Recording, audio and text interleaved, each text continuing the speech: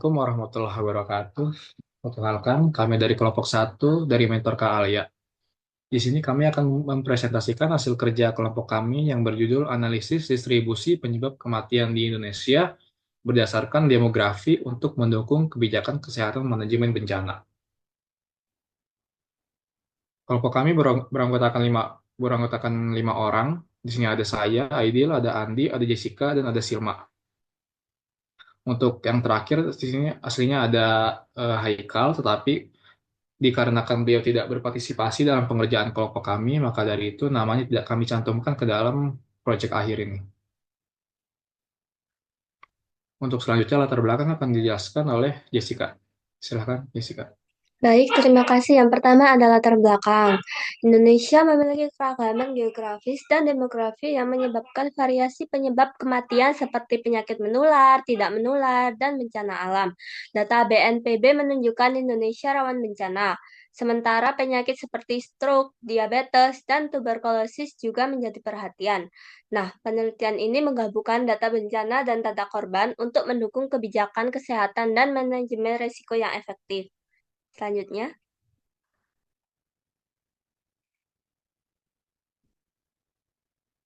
nah, adapun tujuan kita membuat proyek ini yang pertama adalah untuk mengetahui provinsi dengan tingkat kematian tertinggi serta memahami pengaruh faktor seperti usia dan gender terhadap kematian akibat penyakit atau bencana tertentu. Yang kedua, untuk melihat tren penyebab kematian seperti penyakit tidak menular yang dominan di usia lanjut atau kematian akibat bencana alam di usia produktif. Nah, selanjutnya. Nah, yang berikutnya adalah kelebihan menggunakan proyek ini di industri sensus. Yang pertama adalah akurasi data tinggi. Dengan sistem ini, data dari berbagai sumber seperti rumah sakit, dinas kependudukan, dan catatan kematian dapat dikonsolidasikan, diproses, dan divalidasi untuk memastikan keakuratan dan menunggu keputusan berbasis fakta. Yang kedua, analisis cepat dan mendalam. Sistem ini memungkinkan analisis secara mendalam dan proses data secara real-time juga memberikan wawasan yang cepat untuk membuat kebijakan kesehatan yang dirancang dan lebih efektif berdasarkan data distribusi, penyebab kematian, dan kondisi demografi, mendukung perencanaan yang lebih baik dalam penanganan bencana. Yang ketiga ada efisiensi proses, otomasi proses ETL mengurangi waktu dan tenaga untuk pengolahan data manual sehingga operasional lebih efisien.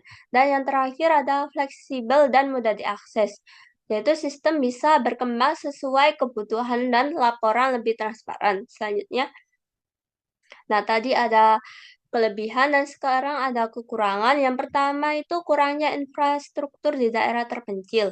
Wilayah terpencil dengan akses internet terbatas dan kurangnya perangkat keras dapat menghambat pengumpulan dan pengolahan data. Yang kedua, masalah keamanan dan privasi data. Data demografi dan kesehatan sangat sensitif. Resiko pelanggaran keamanan data atau penyalahgunaan data pribadi dapat menjadi isu serius. Yang ketiga ada kesenjangan kompetensi SDM. Perlu adanya pelatihan khusus bagi SDM di industri sensus untuk mengoperasikan dan memanfaatkan sistem ini secara maksimal. Yang keempat, ketergantungan pada teknologi. Sistem yang kompleks membutuhkan teknologi canggih dan pemeliharaan terus-menerus. Ketergantungan ini dapat menjadi masalah jika terjadi gangguan teknologi atau kekurangan tenaga ahli. Selanjutnya, nah yang berikutnya ada penjelasan datasheet. Datasheet yang pertama adalah data kematian. Pada file ini terdapat beberapa kolom seperti cause, type, year, data redundancy, total death, source, spec at source, dan source URL. Data ini kami peroleh dari platform Kaggle sebagai referensi utama.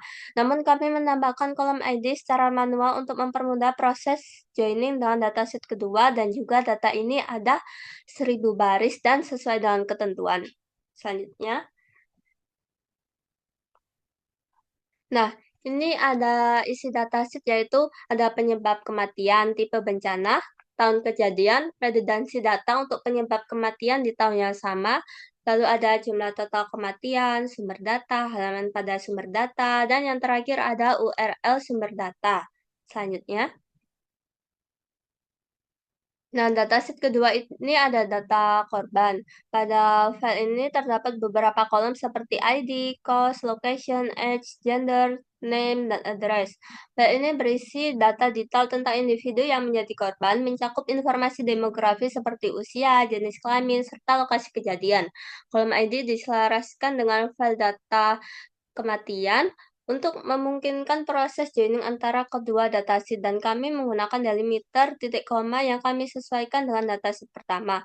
Lalu isi datasetnya ini antara lain ada penyebab kematian, lokasi korban, nomor korban, jenis kelamin korban, nama korban, dan terakhir ada alamat korban. Nah, yang selanjutnya akan dijelaskan oleh Andi. Baik, di sini ada alur pipeline. Yang pertama, alurnya adalah Pentaho. Di Pentaho, kami mengambil data dari file CSV untuk dilakukan cleaning dan joining. Lalu setelah data di cleaning dan di joining, maka hasilnya akan kami simpan di PostgreSQL. Lalu setelah data disimpan di PostgreSQL, selanjutnya data diproses untuk dianalisis, dienkripsi, dan masking oleh Apache Spark melalui orkestrator Airflow. Setelah dilakukan analisis, enkripsi, dan masking, datanya akan disimpan kembali ke PostgreSQL untuk penyimpanan data OLAP. Lalu data OLAP, hasil analisis akan kami ambil kembali dari Postgres untuk dilakukan visualisasi pada Metabase. Lanjut. Selanjutnya ada penjelasan data flow. Yang pertama ada pembersihan data menggunakan Pentaho. Pada gambar 1 dilakukan pembersihan pada data bencana dan data korban dengan mengganti nama kolom sesuai standar yaitu snack case. Dan mengganti tipe data pada kolom year menjadi string, lalu dilakukan joining data dan mengurutkan kolom sesuai kebutuhan analisis nanti. Setelah data dibersihkan, hasilnya disimpan di database Postgres sebagai data untuk analisis atau data OLAP. Pada gambar 2, dilakukan pembersihan pada data bencana dengan mengganti nama kolom sesuai standar, yaitu snackcase, dan mengganti tipe data pada kolom year menjadi string. Lalu setelah data dibersihkan, hasilnya disimpan di database Postgres sebagai data master. Selanjutnya akan dijelaskan oleh Aidil untuk lebih lengkapnya. Oke, selanjutnya kita ke Pentaho-nya. Di sini ada skema bencana join yang kami buat. Di sini ada dua CSV, yaitu ada data bencana dan juga data korban. Setelah kami input, data tersebut kami cleaning di sini dengan menghapus kolom-kolom yang menurut kami tidak perlu gitu. Jadi di sini kolom-kolomnya ada total date, ada source, ada page at source, ada source URL,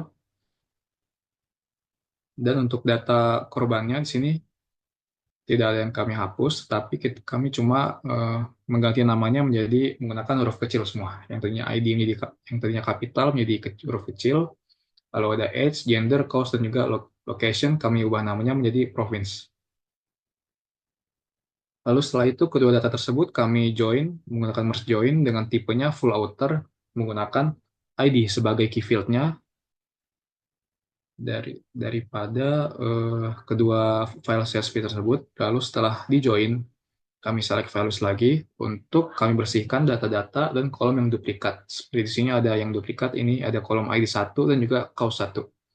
Maka dari itu kami hapus kolom tersebut, lalu di metadatanya kami ubah tipe data year menjadi tipe data string. Setelah itu kami ekspor ke dalam Postgres dengan menggunakan koneksi dan target skema yang telah kami sesuaikan pada Postgres. Setelah itu ada juga bencana clean di sini, skema yang kami buat sebagai data master, yaitu isinya cuma data bencana yang kami cleaning, lalu setelah di cleaning kami ekspor juga ke dalam Postgres yang telah disesuaikan koneksinya dan juga target skemanya. Setelah berhasil diekspor, kita cek di beaver-nya. Di sini kami menggunakan di beaver untuk Postgres-nya. Di sini sudah ada bencana data. Data yang sudah masuk ke dalam Postgres ada 1000 data di sini. Dan untuk bencana clean-nya juga sudah masuk. Di sini juga ada 1000 data. Oke, kita balik lagi ke PPT. Dan yang akan dijelaskan oleh Andi kembali. Silakan Andi. Baik, selanjutnya ada analisis masking dan enkripsi data menggunakan Spark dan Airflow. Setelah data disimpan di database Postgres, selanjutnya dilakukan analisis masking dan enkripsi data menggunakan Spark dan Airflow.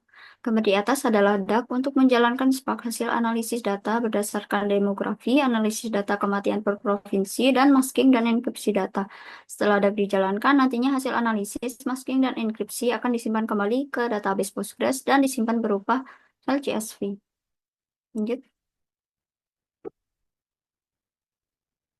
Selanjutnya ada kode. Yang pertama ada analyze demographic distribution untuk menganalisis distribusi penyebab kematian berdasarkan kategori umur, jenis kelamin, dan penyebab kematian.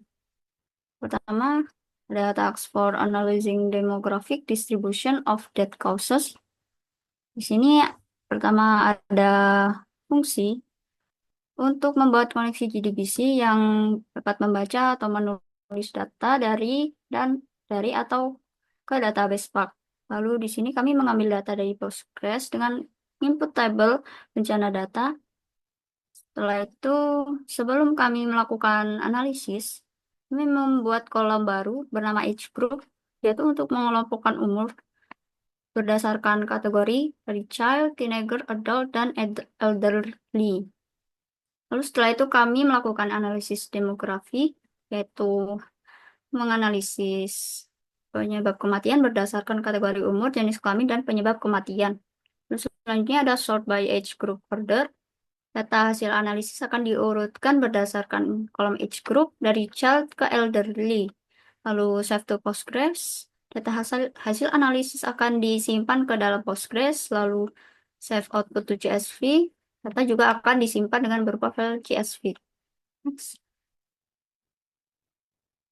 Selanjutnya ada analyze death per province, yaitu untuk menganalisis jumlah kematian di setiap provinsi.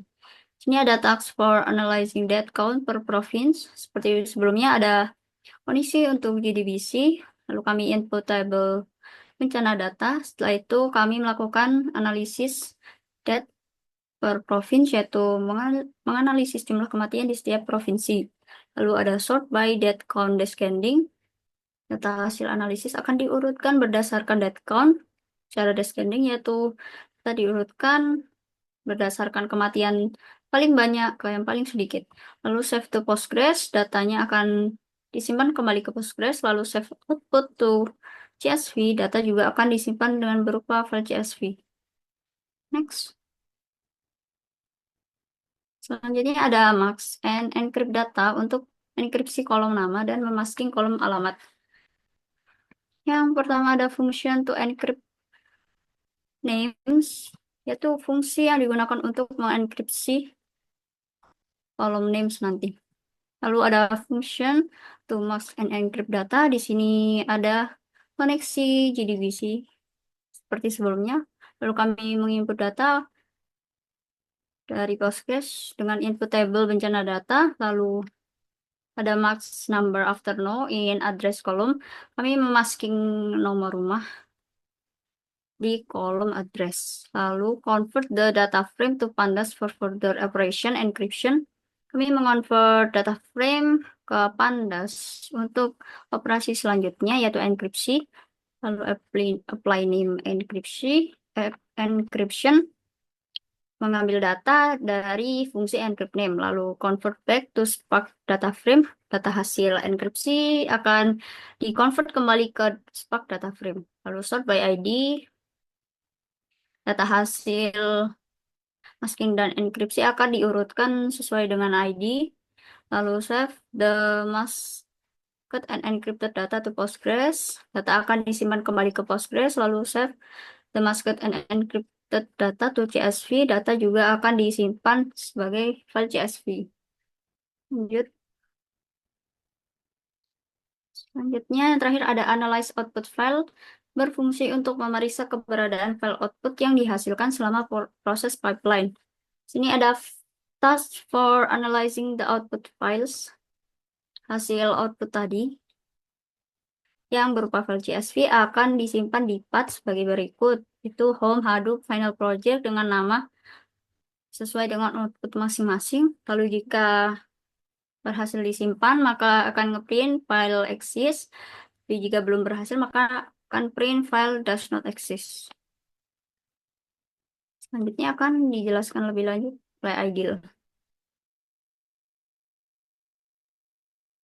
Oke, untuk share screen-nya di sini Andi yang akan menjalankan Airflow-nya. Silakan Andi.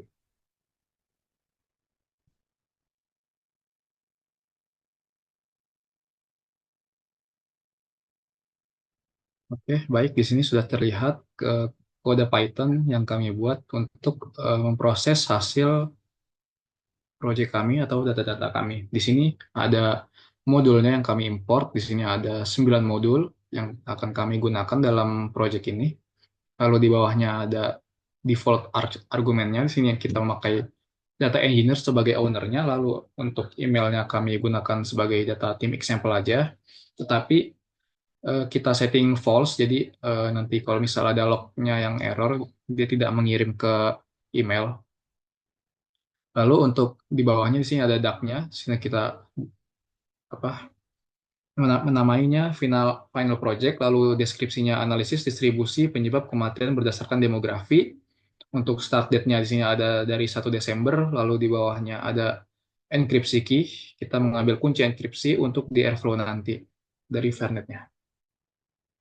Lalu di bawahnya ada Spark Session yang kami buat dengan nama Dead Cost Analysis dengan menggunakan jar, Spark jar pada home Hadoop Postgres 42.2.26.jar. Di bawahnya ini ada functionnya yang sebelumnya telah dijelaskan oleh Andi.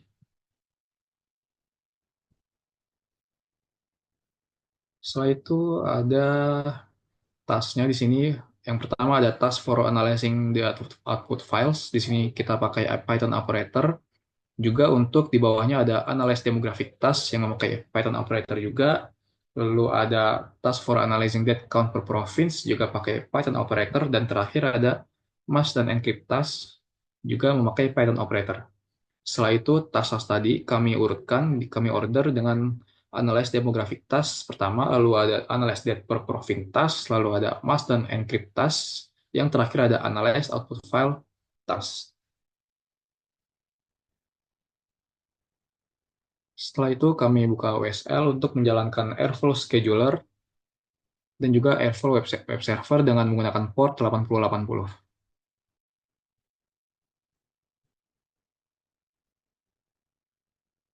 Setelah perintah tersebut dijalankan, di sini juga ada if config.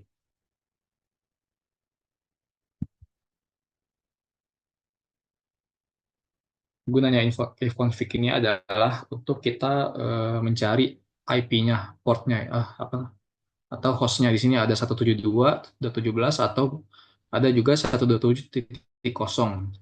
Tapi untuk di project kali ini kita memakai 172.17.58.164 sebagai hostnya. Dan untuk portnya nanti kita memakai 8080. Dan kita buka browser untuk kita input host dan portnya tadi.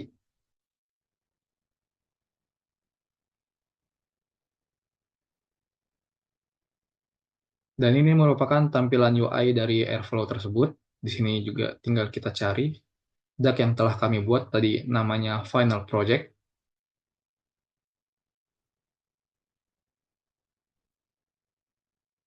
Dan di sini sudah masuk DAG-nya. Setelah masuk, di sini juga sudah masuk task-nya tadi ada 4 dari analyze demographic sampai analyze output files. Setelah itu kita running.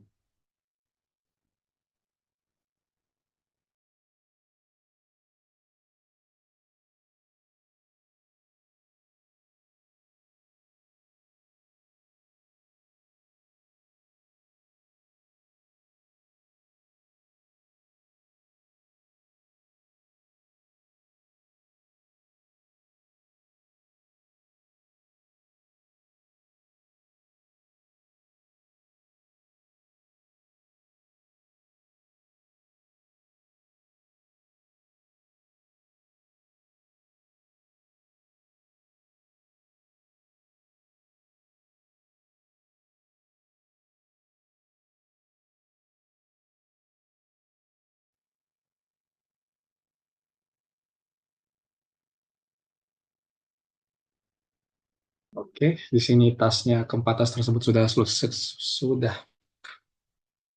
sukses dijalankan. Lalu tinggal kita cek apakah sudah masuk di database dan juga sudah terbuat CSV-nya.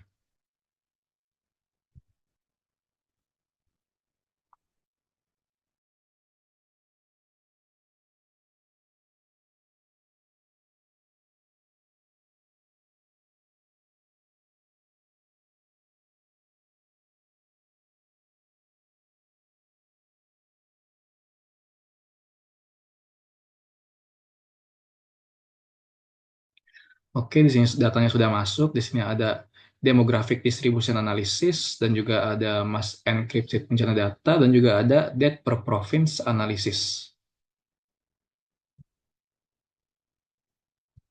Oke, yang pertama kita buka dulu salah satunya. Di sini ada demographic distribution analysis. Datanya sudah masuk, dimulai dari age group-nya itu adult dan juga di bawah ada elderly. Dan di data ini tidak ada child ataupun teenager yang berarti dalam bencana tersebut tidak ada korban jiwa yang merupakan remaja dan juga anak-anak. Lalu di table selanjutnya ada death per province analysis. Di sini juga sudah masuk datanya tiap provinsinya dan juga sudah terurut dari jumlah kematian yang terbanyak sampai jumlah kematian terkecil. Lalu di table selanjutnya ada master encrypted bencana data. Di sini semua data yang telah kita proses. Di sini untuk kolom name-nya sudah kita enkripsi. Lalu di kolom address juga sudah termasking nomor alamatnya yang menandakan bahwa tidak ada bug ataupun error dalam proses running dalam Airflow sebelumnya. Dan datanya sudah juga 1000.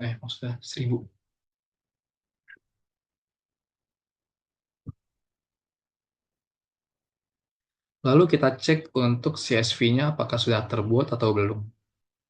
Di sini kita masuk ke path folder yang telah sebelumnya kita input. Di sini kita memasukkan folder data. Lalu di sini juga sudah masuk demographic distribution analysis CSV-nya, juga ada mass dan encrypted bencana CSV-nya, dan terakhir juga sudah ada date per province analysis CSV-nya. Oke, kita buka dulu folder demographic distribution analysis CSV-nya. Di sini datanya sudah masuk, CSV-nya sama seperti pada di Beaver sebelumnya.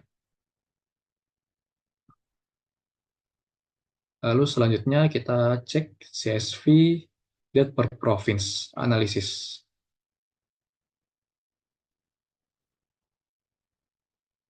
Di sini juga sudah masuk datanya dan juga sudah terurut dari jumlah kematian yang terbanyak sampai jumlah kematian yang terkecil. Dan yang terakhir ada masked dan encrypted bencana data .csv. Kita cek. Di sini juga sudah masuk data-datanya seperti tadi, namanya terenkripsi, lalu nomor alamat pada kolom address juga sudah termasking menggunakan bintang-bintang. Dan datanya juga sudah mencakup 1000. Oke, kita balik ke PPT. Oke, selanjutnya kita masuk ke Metabase untuk visualisasi datanya. Di sini kita buka WSL dulu untuk menjalankan Java minjar.metabase jar ini. Ini sintaksnya seperti ini. Dan sebelumnya sudah saya jalankan seperti ini. Dan segini namanya ini sudah jalan tandanya. Habis itu kita buka di browser menggunakan host yang telah kita pakai sebelumnya untuk Porta. Untuk Metabase sendiri kita pakai 3000. Tinggal kita masuk di sini. Nah, ini adalah tampilan UI dari Metabase itu sendiri. Di sini juga tinggal kita masuk ke dashboard yang sebelumnya telah kami buat. Di sini ada penyebab kematian di Indonesia.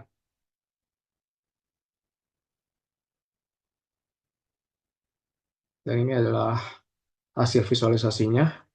Dan untuk peta kematian per provinsinya, di sini saya pakai peta Indonesia. Untuk petanya kami import sendiri. Caranya seperti ini, kita masuk ke table date per province analysis. Lalu kita visualisasi di sini, kita pilih peta, dan sini tinggal kita pilih region petanya ada United States dan juga World. Tapi untuk default dari Metabase ini sendiri cuma ada United States dan World. Jadi untuk Indonesia kita harus import terlebih dahulu dengan cara kita cari file GeoJSON dari GitHub. Setelah itu kita input di sini, kita copy paste file GeoJSON tersebut, lalu kita namai Indonesia. Untuk propertinya kita pakai nilai sampel yang dengan nama-nama provinsi dan di bawahnya juga disamakan. Setelah itu kita simpan peta. Dan setelah tersimpan, tinggal kita pilih di visualisasi di sini. Kita pakai peta, lalu regionnya kita pilih Indonesia. Lalu selain itu juga ada warna-warnanya di sini, ada warna-warna selain biru. Dan untuk project kami memakai warna hijau, seperti ini. Jadi di sini juga sudah terbuat peta-petanya dan juga sudah muncul nama-nama provinsi tersebut dan juga jumlah kematiannya per provinsi.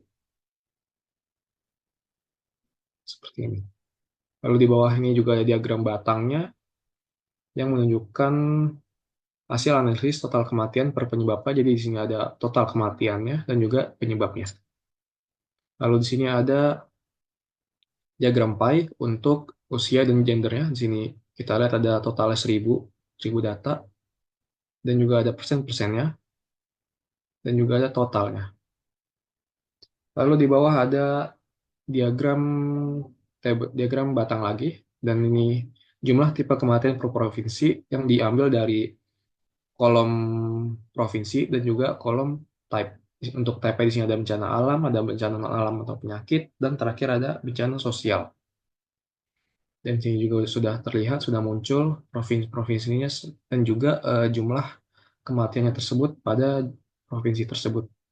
Dan untuk bencana sosial ini sendiri banyak yang kosong karena di provinsi itu tidak ada bencana sosial yang terjadi ataupun tercatat. Baik, setelah itu kita balik lagi ke PPT yang selanjutnya akan dijelaskan oleh Silma. Silakan, Silma. Baik, selanjutnya yaitu penjelasan data flow, di mana data hasil analisis sebelumnya yang sudah disimpan di database Postgres, selanjutnya dilakukan visualisasi menggunakan Metabase. Dan gambar di atas adalah hasil dari visualisasinya. Next.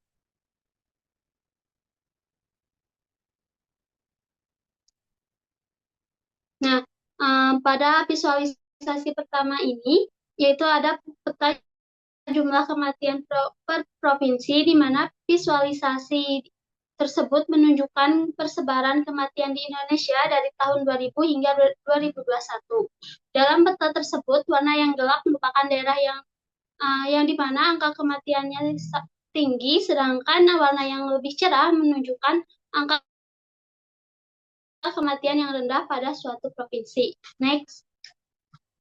Nah, pada diagram kedua ini, yaitu diagram angka kematian sesuai gender dan usia, di mana diagram lingkaran tersebut menggambarkan rasio korban berdasarkan gender dan juga kategori usia. Dari 1000 korban, ada 61% merupakan orang dewasa yang di dalamnya ada 324 laki-laki dan juga 287 perempuan. Sedangkan 30%-nya merupakan 39%-nya merupakan lanjut usia yang di dalamnya ada 181 laki-laki dan juga 208 perempuan. Next.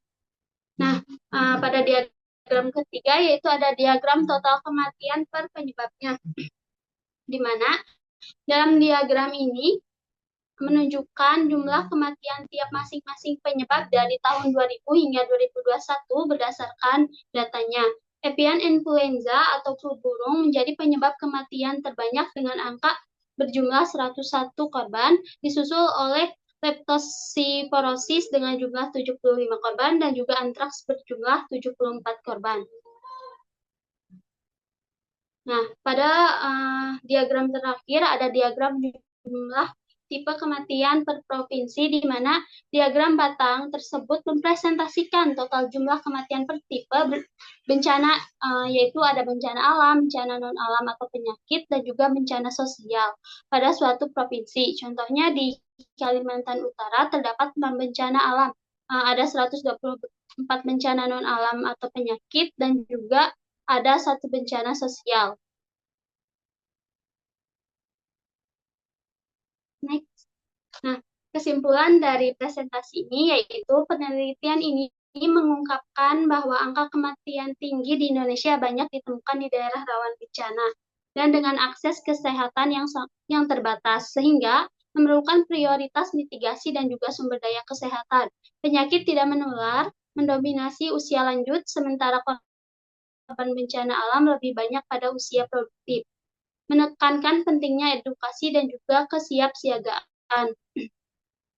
Penyakit menular seperti avian influenza dan leptosporosis menjadi fokus pengendalian di daerah tertentu. Visualisasi data mempermudah pemahaman pola distribusi kematian, sedangkan teknologi seperti Pentahu, Airflow, dan juga Spark mendukung analisis data yang akurat dan juga aman. Nah, penelitian ini menunjukkan pentingnya pemanfaatan teknologi dalam mendukung kebijakan kesehatan dan juga manajemen bencana. Saya kembalikan kembali ke Aidil.